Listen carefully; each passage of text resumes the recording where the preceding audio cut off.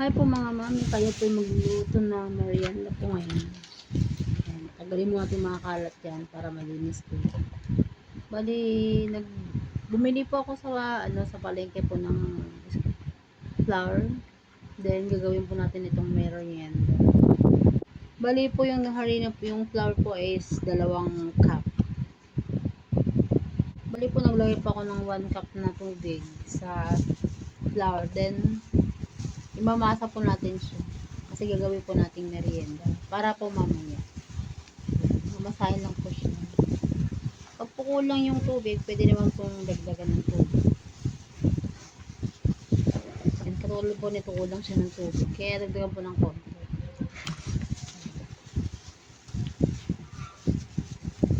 Masarap po kasi kapag kayong medyo basa. Kasi aalsa naman po yan mga mami.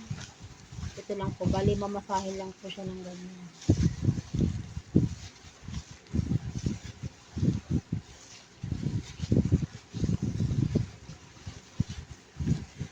Kulang pa rin ng tubig. Kaya magdadagdag pa rin po tayo ng 5 konti.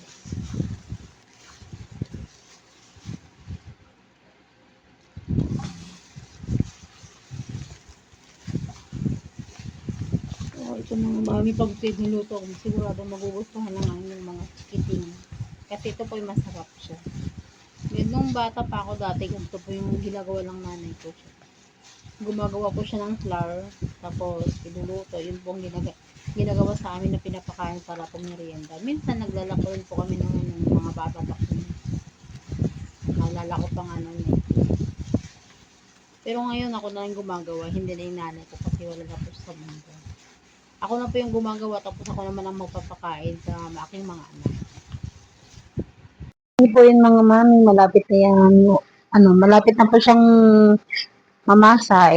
Ang gagawin po natin dito mga mami ay ibababad muna natin ito ng mga 2 oras para po ito ay umalasas siya.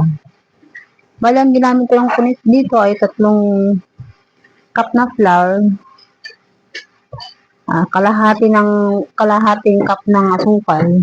Tapos nilagyan ko naman ng yeast at saka baking powder, pampalasa at pampabango. Yan. Medyo na po siya mga mami, medyo na siya yan, malapit na. Dumidikit na siya sa kamay. Kaya pwede na po itong isang tabi muna. Bago po natin iluto mamaya. Ayan po mga mami, hindi pa siya gaano umalsa. Pero pwede na iluto yan mga mami kasi merienda lang naman po yan. Ayun na po ay magluluto.